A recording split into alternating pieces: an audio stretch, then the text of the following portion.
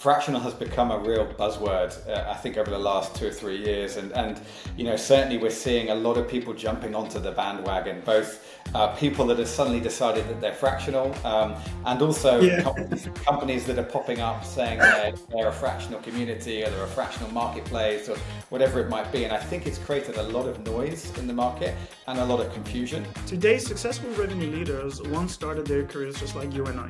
They faced the challenges that their careers brought to them. They rose to the occasion and became the leaders that we admire today. Join me as we explore the skills and stories that make a great leader with a pinch of vulnerability.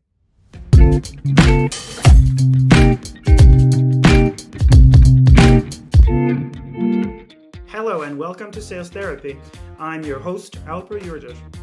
Grab a chair. This is your exclusive invitation to the therapy room, as leaders are going to be sharing their career-defining moments, their secret tips and tricks in their arsenal towards success. And I promise we'll always end on a positive note. So today's episode, I'm going to start a little different because you might realize from my voice that I'm not the best of my health. But because we've been rescheduling this episode for many times, I wanted to make sure that I'm present, so I'll do my best. I do apologize in advance for my horrible voice, but today in the therapy chair, we have Tom Glason, who is the co-head of Pavilion's London chapter and the co-founder and CEO of ScaleWise, dedicated to helping B2B tech companies scale wisely. We'll talk about his success, the joy, the pain, and the journey. Welcome to Sales Therapy, Tom. How are you feeling today? Hopefully better than I am. Yeah, a bit better than you, I think, Alper. I do feel for you. And thank you, by the way, for hosting me when you're not feeling well. I know it's taken us a while to get this in the calendar, but yeah, really excited to chat with you today.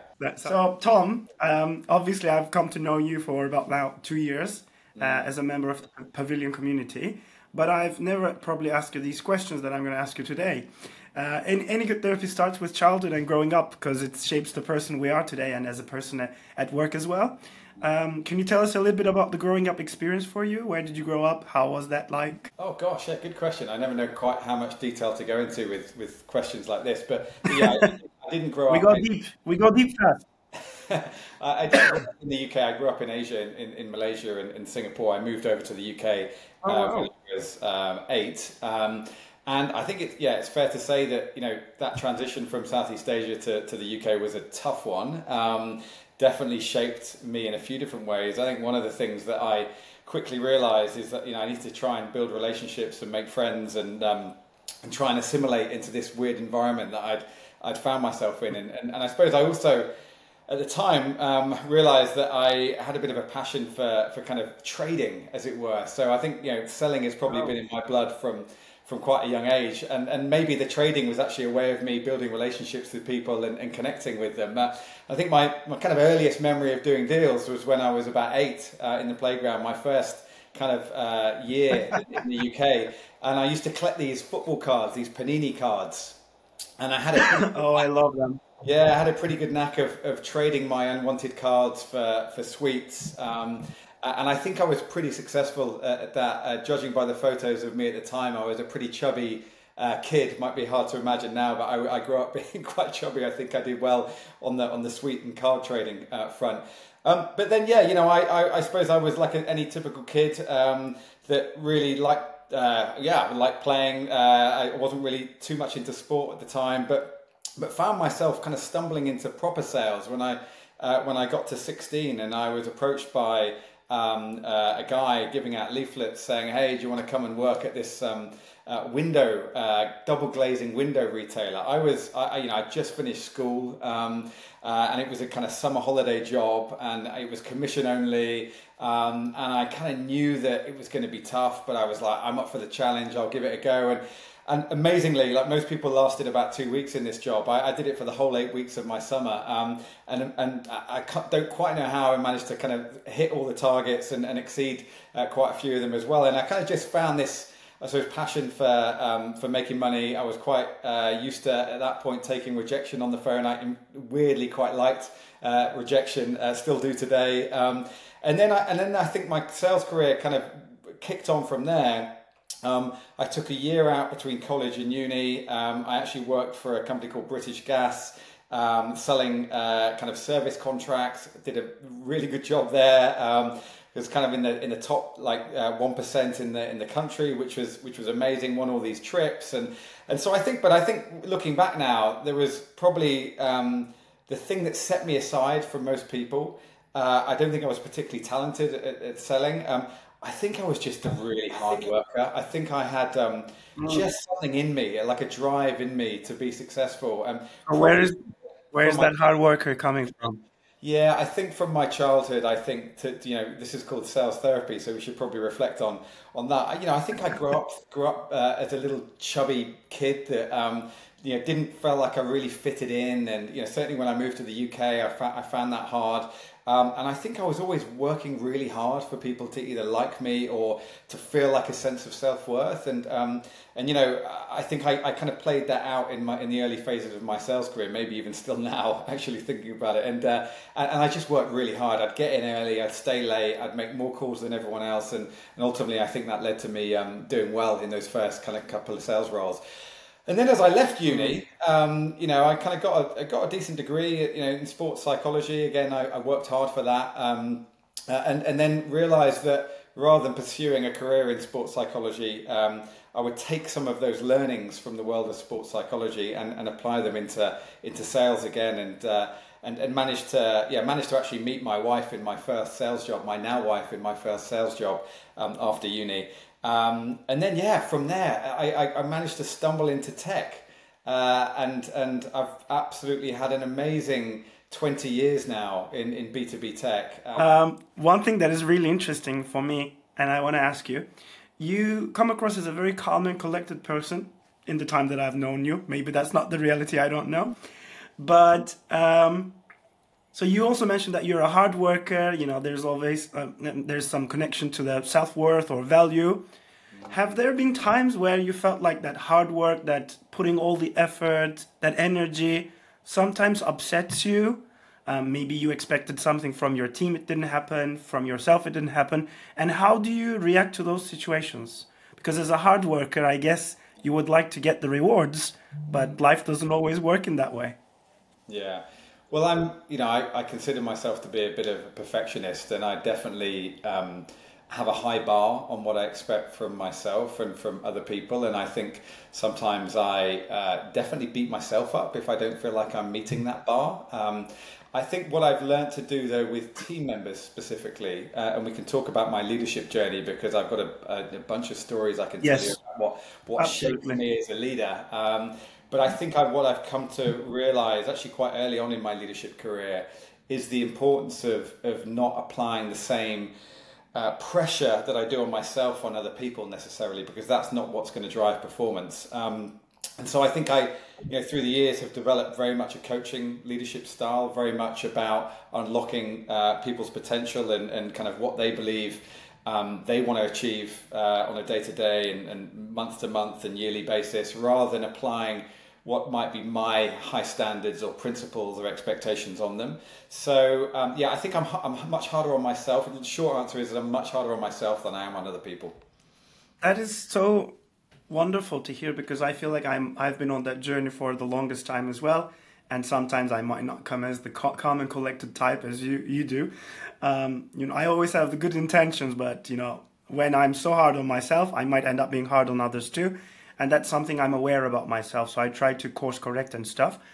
So can you tell me a little bit about like that leadership journey that you mentioned, that 20 years, like what did you learn about that? How did you make sure to put yourself on the right path, that you're giving people what they deserve, they want?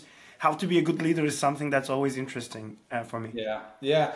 Well, I mean, maybe if I just start with my kind of first foray into tech and B2B tech was back in 2004. And, I think it's fair to say it did not go well at all. I joined a super early stage company founded by this guy whose dad had made millions in property. He'd managed to raise $1 million himself, this founder, and I joined really as the first sales hire. We were kind of selling a mobile ticketing solution, kind of barcodes to mobile phones that could be used by transportation companies. So like kind of way ahead of our time. There was no scanning infrastructure at turnstiles or anywhere, but we were battling really hard to get product market fit and managed to secure a few paying clients. But what became evident to me in those early stages is just the importance importance of capital efficiency and not kind of trying to grow at any cost. And we were doing some crazy stuff. And we had this client in Las Vegas. It was the Las Vegas monorail. And my CEO was convinced that we needed to fly out to Las Vegas every quarter on first class, staying in the Bellagio. And so in my early 20s, I got this very, very harsh and real lesson about kind of, just making sure that you really conserve cash, that you make sure you've not got a high burn rate, that you make sure you find product market fit as capital efficiently as possible. So that was a kind of massive learning for me. And I kind of came out the back of that experience thinking, wow, I feel like I probably need more B2B sales experience than I got under this guy.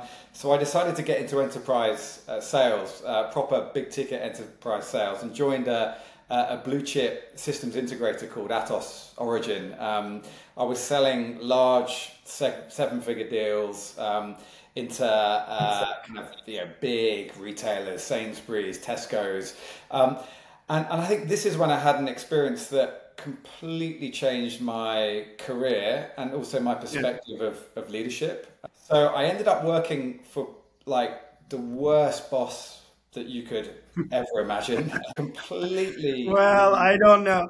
Yeah. Everybody has their stories of the worst boss. Yeah. Let's hear. She completely ruined my mental health. That stereotypical micromanagement, very untrusting, quite frankly, a kind of brutal bully who absolutely crushed my confidence. It impacted a lot. It impacted my relationships outside of work, my sleep, my self-worth. It was, quite frankly, pretty awful. And I ended up actually being signed off with stress and then leaving the company after a really tough 3 years. I mean, I managed to do some decent deals and actually earned really well, but I came out of that experience quite a broken sales rep. And I think that was the catalyst really for a period of reflection and change for me.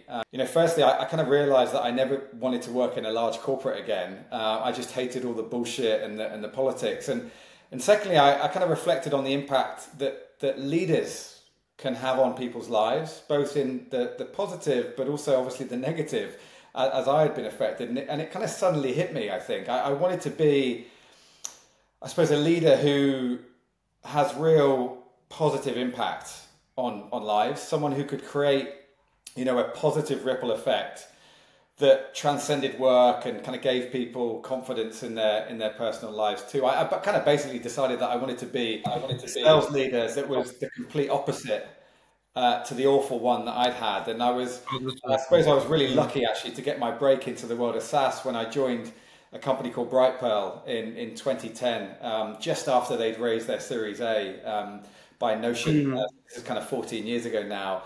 And I spent an amazing 5 years at Brightpearl as VP Sales, then SVP Global Sales and Marketing, through 3 rounds of funding. Brightpearl was subsequently acquired by Sage, but I think that was the period that I really became a leadership geek. It was what shaped me as a leader. And I think my geekiness was also fueled by then my wife, who had also pursued a career in leadership development at the time as well. Oh wow! Okay, that's really cool that you had somebody like that in your life who could put a maybe label or name on things that you were experiencing. Because I think what I mean by that is we all go through things, we all learn, but we don't always take note of what we're learning in the moment. So when you have somebody who is highly aware like that, like a coach alongside, well, Tom, maybe this is what you're going through. I think that's really valuable. Something that is really interesting for me. You figured that large enterprise, big, etc. Environment wasn't for you. Maybe like startups or smaller, nimble teams where you would thrive. Is that what kind of? I mean, other than the horrible boss, what made you feel like you need to make the shift from large enterprise, blue chip, traditional to more SaaS, tech, smaller startup, that world? Yeah, I think a couple of things. Firstly, I think I associated with large enterprises with with bullies like my boss that played very political games. It was all about, her taking credit for things, Politics. really not backing you in the areas that you'd want to be backed. So that was the first thing I kind of associated with political. The second thing is I realized that when you're doing these very large enterprise deals, 7-figure deals, actually some of the hardest part of the sales process is the internal selling. And I very clearly remember, the thing that we had to do when we had a deal that we wanted to get support from the company on, our own company on. And we used to have to go up to room 401 on a Tuesday afternoon. You'd get a slot, you get a 20-minute slot where you'd go in there, and it was this big boardroom, and you'd have the CEO, the global CEO, you'd have a bunch of his exec team in there, and you would have to basically pitch and make a case for why you should be allowed to continue to work this deal. And it was intense. Like the deal got scrutinized. If you didn't know that deal inside out, you didn't have your RAG report done, your MEDPIC fully completed, then you just wouldn't get the resources, because ultimately the company is investing often a bid team that's going to support you. You're going to have a solutions engineer, you're going to have a finance person, you're going to have a legal person. So it was a big effort to win these deals, and I just felt it just slowed me down, and I wanted quicker wins. I wanted quicker gratification, and actually Brightpearl, the first startup I went into, the average sales cycle was 30 days. So I'd gone from doing 12-month sales cycle deals to 30 days, and I was just like, wow. Yeah. You get the I'm alive. You get the dopamine hit every month, multiple times a month, and that for me was a big win. And then I think the final thing for me was just feeling like I could actually have an impact, and I could feel like I was not just a small cog in a really massive wheel, and actually I could affect change, and I could make decisions, and I kind of backed myself, I think, to be able to go in and have an impact. And I did that from the get-go at Brightpearl. I very quickly realized that the ICP was far too wide. I'd read Crossing the Chasm recently, and I was like, right, we need our beachhead, we need to narrow down, we need to do all this stuff, and it was great because the co-founders there, they listened to me, and we had a really great kind of pivot in terms of what we were doing that enabled us to really kind of kick on and raise a nice Series B. So they're the reasons. Is the long story. Yeah, I mean, I'm sure a lot of that resonates. Everybody has their own experiences, but I guess that associating that large beasts with inefficiencies at best and that kind of political environment at worst is really difficult. But managing politics is there, I think, internally. To be honest, as a salesperson, always my biggest frustration was internal as well. But also external alignment and making sure that your champion is getting the love from their internals. That is something really important in deal making, and that's kind of how we try to shorten the sales cycle with Flawla. What I want to ask you as we move to the next section of our chat is, you mentioned early on you saw a business that was not running running in the right way, maybe not using their money in the right way, not being frugal enough, not meeting PMF, and then spending all that money. Then you went to other places, you've seen other mistakes probably. In your current role today, or maybe in the last 2-3 years, as the economic environment is also shifting, what are some of the common mistakes that B2B tech companies are making when it comes to their go-to-market?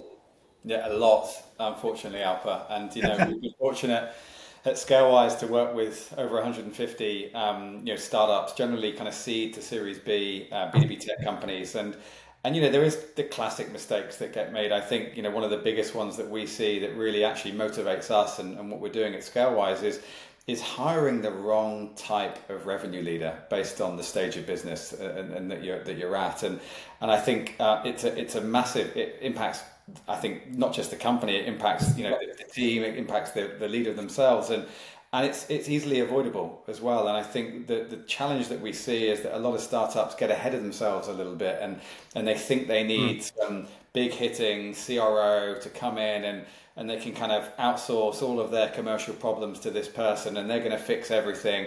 But they fail to recognize that leader stage fit is so important when you're in a startup. Yes. And having someone that may have done the 10 to 50 million journey multiple times, it really doesn't matter. If you're at 1 million and you're trying to get to 5, and I've written about this on LinkedIn a few times. It's really important that you have someone that's done that stage relatively recently, that understands what it takes to go from 1 to 5.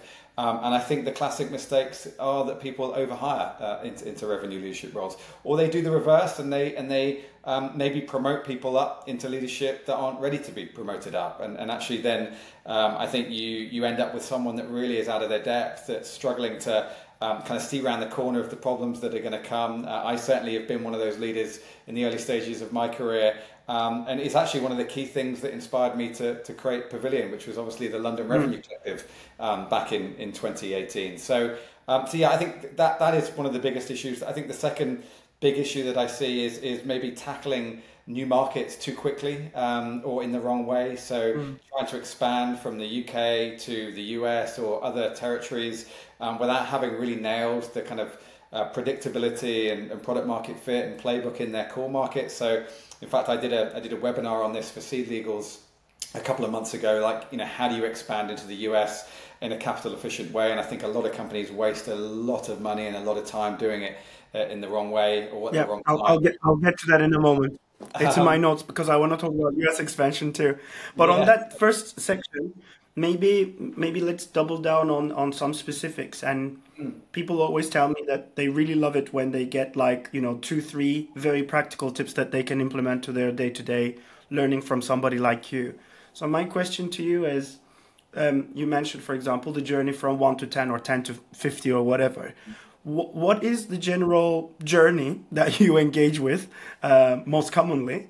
And maybe can you share maybe some common mistakes, very practical tips about, or if you have a framework of how to go about that leader stage fit or whatever you call it. Maybe can you talk to us a little bit about that? Absolutely. So yeah, we're commonly working with companies that have raised a seed round, and then we're supporting them normally through their Series A and their B. Sometimes we're coming in maybe when they've raised a Series A, but it's that seed to Series B journey that we work with. And the way I see it, there's quite a clear roadmap for how to think about revenue leader hiring when you're on that journey. And I think at the seed stage, you're at founder-led selling stage, and you're trying to develop new, you're trying to develop your product market fit ultimately, but you're trying to win new logos, you're trying to learn from those customers, and you probably are doing it with maybe an AE or two or an SDR or two. But generally founders, especially non-commercial founders, which there is many out there, get to the point where they struggle to move past that next stage in a kind of scalable, repeatable way. And it's often because they're not able to professionalize that sales organization, put in the right systems, processes, enablement materials, like how do we hire and ramp and onboard people. And so our guidance, when you're transitioning from founder-led selling into a professional sales organization, isn't to go out and hire a VP of sales that's full-time or a head of sales. Because quite frankly, you probably don't really know what you need in that person at that stage. And it's often quite a big expense as well to carry when you're relatively early stage. This is where we've been really, really seeing a lot of traction in Scalewise. It's fractional heads of sales that come in for 2 or 3 days a week, that have done that stage of journey, that have the playbooks, that can come in and almost act a bit like a player manager, but really are able to shortcut a lot of the issues that companies make when they're transitioning from founder-led selling to a full sales team. And so what we see is a fractional sales leader coming in at that point. And then typically what happens is that fractional sales leader becomes responsible for hiring the full-time replacement head of sales at the point at which that team has reached some scale. Now, scale, you could talk about, maybe 4 AEs and 2 SDRs, but essentially you've got a productive organization that, most of the people are hitting quota, or at least a good percent of quota. You've got a reasonable yield on each sales rep. So you're looking at a 3 to 1 quota to OTE ratio, or maybe 4 to 1. And then you're looking for a proper head of sales that can help you scale from beyond that. I wouldn't be hiring a CRO, definitely not. I probably even wouldn't be hiring a VP level person at this point. And I think titles are actually important, because as you grow from there, the last thing you want to do is bring a VP of sales who ultimately ends up not being really the VP of sales you need, and then you're having to hire a CRO And then above you don't know what to do with them. you've got nowhere to go. So I would start heads off, maybe even then go director, then go VP, then go CRO. Give yourself breathing space, give yourself room to grow, and don't over-index on giving someone a high title because you're trying to attract them into the business. Attract them in different ways, not just the title. Okay, so then you're looking at head of sales. We start seeing the fractional in the titles more and more, and that's absolutely something that very practically I want to ask you something about. For those who might be hearing for the first time in this pod, like, what is a fractional role? And then more specifically, my questions are around what are the recipes for success for a fractional person to be successful from both sides? Like, what does the fractional whatever need to do to make it happen? And the person who's bringing them in, what is the environment they need to create for that? Or what's the expectation they need to set on the fractional role? Because probably it's going to be different from a full-time role. Yeah, such a good question, and I'm so glad you brought this up, because fractional has become a real buzzword, I think, over the last 2 or 3 years, and certainly we're seeing a lot of people jumping onto the bandwagon, both people that have suddenly decided that they're fractional, and also companies that are popping up saying they're a fractional community, or they're a fractional marketplace, or whatever it might be. And I think it's created a lot of noise in the market and a lot of confusion.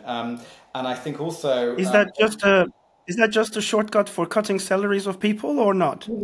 Well, I think what ended up happening, to my view of it, and by the way, I can just share an interesting data point here as well, is that pre-COVID, so in 2020, when we first launched Scalewise, I looked at how many people on LinkedIn had interim or fractional in their job title, and there was something like 700,000. Now, 4 years later, we have nearly 2 million. So we've got almost a 3xing of the number of people that have got that in their title. Now, I think what ended up happening through COVID is a couple of things. There was a lot of layoffs of revenue leaders, and I think people were struggling to find new roles because the hiring market wasn't as buoyant. Certainly, as we came out the back end of the kind of that period. And so people were like, well, what am I going to do? Well, I better move and do some consulting. I better be a fractional. I better put that on my LinkedIn, because I can't just have a gap on my CV of 6 to 9 months with nothing. So that was the first thing. I think the other thing was actually people made a lifestyle choice. They were like, look, I don't want to be in the office 5 days a week anymore. I've actually quite liked being able to take my kids to school and have a bit more flexibility in terms of how I work and when I work.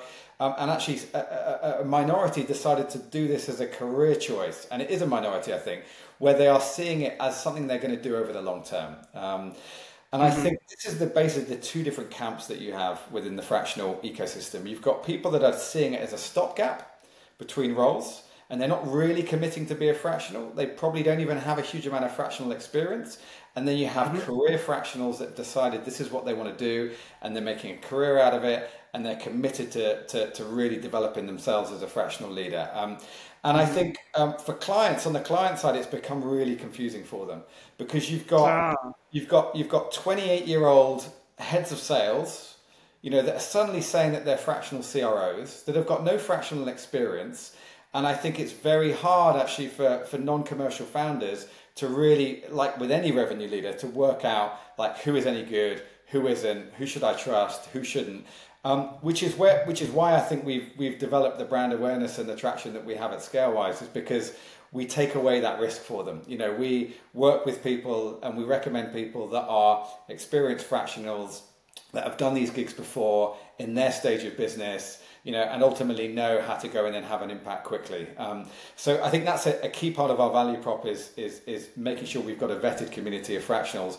But I think the second part to your question, setting them up for success, is actually about really being clear on what the brief is.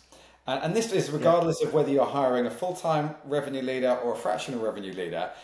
I think a part of the reason why we have such a high failure rate of revenue leaders is that brief, that job description, that candidate pack, whatever you want to call it, is not grounded in the reality of what that business needs. Because whoever has done that diagnosis of what that business needs doesn't really understand the requirements of the role. And so you end up getting a career recruiter that's never been an operator, giving them a JD. You end up getting an investor that's never been an operator saying you need a CRO, or you get a non-commercial founder thinking, I need a VP of sales, when you don't really know what the difference between a VP sales, a CRO, and a head of sales is. And so you've got this mass confusion about the type of revenue leader that's needed, and ultimately then you go out and hire someone and it's not what you needed. And so how we set people up for success, this is what we do at ScaleWise, is we use our operating experience as revenue leaders, and we lean into that process. We really dig deep on the requirements of that business, and they might think they've got a sales execution issue when actually really it's a pipeline issue. They might think they've got a middle of the funnel issue when actually it's a bottom of the funnel issue. So like our ability to go in and properly diagnose where the pain points are, and then come up with a brief that really details out the requirements of the role, and importantly, the objectives and KPIs that they're going to be measured on, and the specific milestones that they need to achieve in that fractional role, is where that's how you lead to success in these engagements. So it's being really, really specific about what's needed. And we're able to do that because we have the operating experience to lean into it. I love that. Okay. Thanks for clarifying that, because I think fractional is such a trendy word, but in my circle, I think you're probably one of the top 3 people who talks about this and who's been living and breathing this for a long time. So if anybody's interested to discover more, they should definitely start following you. So what I want to do is a few rapid fire questions, like 1-minute questions, because I have a lot of questions for you, but I have very little time. So I'm going to go ahead. I'm going to try to pick your brains in like 100 minutes of some very practical tips and tricks or your observations of things.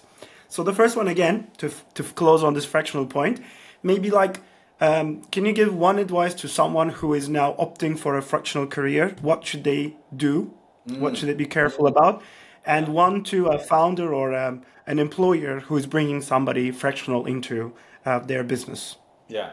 My bit of advice for the fractional leader is join the course that I teach via Pavilion called How to Succeed as a Fractional Leader. It's a 6-week course. I'm teaching it at the moment. We'll be doing it every quarter, and it gives you the complete playbook for how to be a successful fractional leader, from finding and winning opportunities to nailing your positioning in the market to actually diagnosing issues properly to having a framework and methodology that you can rely on. So yeah, come and join my course on how to succeed as a fractional leader. And then to clients that are thinking about onboarding a fractional leader, I would say that you need to really consider that this person, the whole point of a fractional leader is they're coming in and being a part of the management team. So they're not a consultant that's not going to get their hands dirty. They should be willing and able to come in and operate as a full-time leader in your business, but on a part-time basis.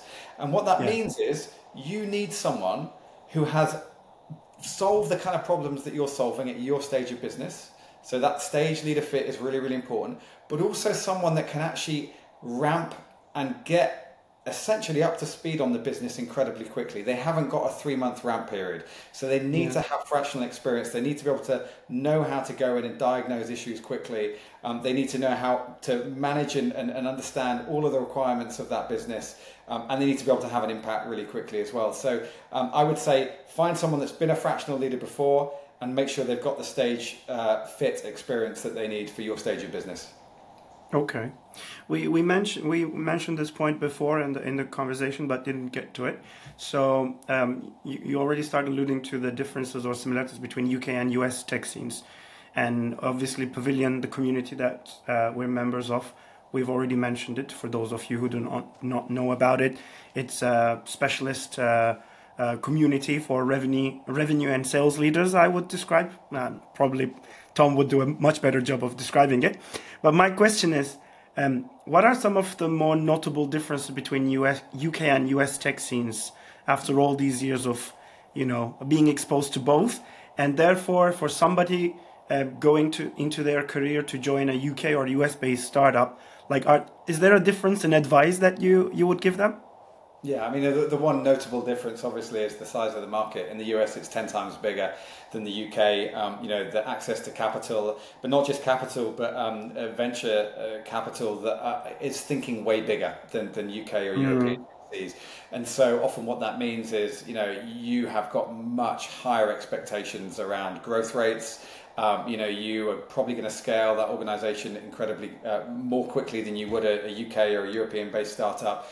And obviously, as an employee joining a company, that brings a lot of opportunity, but it also brings a lot of risk, because the whole point of the venture model and B2B tech is that there's a high failure rate. And I think even more so in the US, you're looking for unicorns, and when something isn't on that trajectory of being a unicorn, the VCs can very quickly start to restrict cash, or it can be a lot harder to even get additional funding. And so that can lead to big layoffs. We've seen them over the last couple of years, very big layoffs happening in the US. And so I think as someone that's thinking about joining a company like that, whether you be an individual contributor or a leader actually, is you've got to balance the risks and the upside, the rewards and the upside of being in a US-based startup that's going to be moving incredibly quickly, with the risks and the downside of it being a tenuous job where, if you're not performing as a revenue leader, you're going to be out relatively quickly. And by the way, even if you are performing, you could still be out. And that's often you get upgraded, because you're the guy that goes from 1 to 10. You're not the guy that goes from 10 to 20. So, yes, you've done an amazing job at 1 to 10, but now you're out. We're bringing the next person in. So I think it's a lot more ruthless. I think it's a lot more ruthless in the US. And you've got to be prepared for that. That risk-reward balance. And if you're early in your career, that's absolutely fine. If you've got kids and they're in private school and you want stability, probably not so good. Yeah, absolutely. And my last question is, you observe the tech landscape. Obviously, it's your day in, day out, especially in terms of maybe like B2B tech landscape. Are you observing some shifting trends? And what is your opinion on our space, like buyer enablement, digital sales rooms? Have you any experience with those? What do you think of them? Do you think they make sense? I love the space that you guys are in, and I think it is. I mean, I was probably one of the first people to adopt a kind of buyer enablement platform. At the time, it was a company called BuyerDeck. This was back in 2009, maybe 2010, I think. I don't even know if they still exist, but I absolutely loved it. I was like, what? We can have a website where we can upload stuff to clients, and we can see what they're looking at and what they've engaged with and who they've invited in, and like we can then manage those stakeholders better. So I was blown away with it. I was surprised that the category didn't evolve and grow as quickly as I thought it should have done. But it's been brilliant, seeing the likes of Flola and Trumpet and GetAccept, and of course the big players, the Seismics and others, getting into this space. And I think it's a huge pie, and I think the more companies that are out there evangelizing about this being a core part of your sales tech stack, I think that the bigger that pie will become, and I think it's a big enough pie for multiple players to have to create real value in this space. So yeah, I love what you're doing. I think it's definitely a must-have in the sales tech stack, in my view. Absolutely, I agree. And I mean, it's a must-have, I think, if you're involved in certain types of deals, if you're just sending 2 emails. I think it was, what was it, your first? No, it was one of your experiences that you mentioned your sales cycle was 1 month. And probably, you were closing like, if you're in that kind of market, maybe you don't need one. If you're just sending 2 emails and done deal, maybe we should all go and apply for that kind of job. But my sales experience, unfortunately, hasn't been that. And I think it definitely helps now, both customer success and sales teams, to have a tool like Flola in their tool stack. It's been a great joy having this conversation with you, Tom. Is there any question that I should have asked you that I forgot to ask? No, I think, we obviously didn't get into too much around why I created the London Revenue Collective, which is now Pavilion. But I think yes, please. Let's talk about that a little. Okay. So maybe I can just say that it was around the time where I was really, really struggling to get to grips with driving triple-digit growth year after year, and I was losing a lot of hair, and I was like, there must be other people out there that are going through the same shit as me that I can learn from and share my challenges with, and I couldn't find a community. I'd been to a few sales confidence meetups, but there wasn't enough revenue leader concentration there. There was SDRs and AEs, so I was like, right, I've got to create my own community. But it was around that time I stumbled across this group in New York called the New York Revenue Collective, run by this guy called Sam Jacobs, and I heard him talking on a podcast, and I looked into what he was doing, and he basically had 20 members in New York at the time, and they would meet for dinner every quarter, and I was like, well, that looks good. I'm going to do something similar over here. So I actually reached out to Sam. We got chatting. We ended up meeting up a few months later, and then I created the London Revenue Collective, and he had the New York Revenue Collective, and I was full-time employed, for the next like 3 or 4 years whilst we were growing it. But Sam decided he'd quit his day job as a CRO. He would become the CEO of what is now Pavilion, and it's now the largest community in the world for go-to-market leaders. But it's incredible to think that really it started because I was just trying to scratch my own itch as a revenue leader, and now we have this amazing community. I obviously still run the London chapter, but it's been an incredible journey, and obviously Sam has done amazing things with all the different facets of the membership now as well. Absolutely. I mean, every person that I've come across through my Pavilion membership, the community, it's probably one of the highest quality of elite sellers out there. So if not the best. So definitely, I think any of our listeners should definitely go and check it out. And it's funny, thank you for bringing that up. The first time I saw your name on a list, I thought you were French, and your name was actually Tom Glason and not Tom Glason. And I think I mentioned that to you at a dinner. But I love those dinners where, the conversation is very informal, it's very chatty, and everyone's trying to help each other out. Thanks for still heading that up. Amazing. Yeah, I'll continue to do it for as long as I can. I love it. It's great fun. Absolutely. And now that we've had you on as a guest on the pod, I should actually reach out to Sam and invite him too about his perspective of starting all this up and what he thought of you and your performance back then. I'm sure he'll have great things to say. Yeah, you should. You should definitely get him on. He's a great podcast guest. So yeah, you should do it. Absolutely. Well, our time is over, and I need to cut us on the clock, just like any good therapist, which I'm a horrible therapist, to be honest. Let's face it now, guys. Like by episode, what is this, 40? We know that I'm terrible with time management, but I'm trying to do my best. Mm-hmm. Apologies if we went over a little, but this was a great conversation, and Tom has a lot of great insights to share. So hopefully we'll have him back. That's a wrap on this episode of Sales Therapy. If you enjoy the show, subscribe to us. Any closing remarks, Tom, before we say goodbye? No, just, I know it's tough out there for revenue leaders right now, but, just know that there is community for you. Please do come check out Pavilion. As you say, our dinners are amazing space, confidential space to talk through the challenges that you're facing. So, yeah, please do get involved. There is help. Absolutely. Well, thank you very much, and see you on the next episode.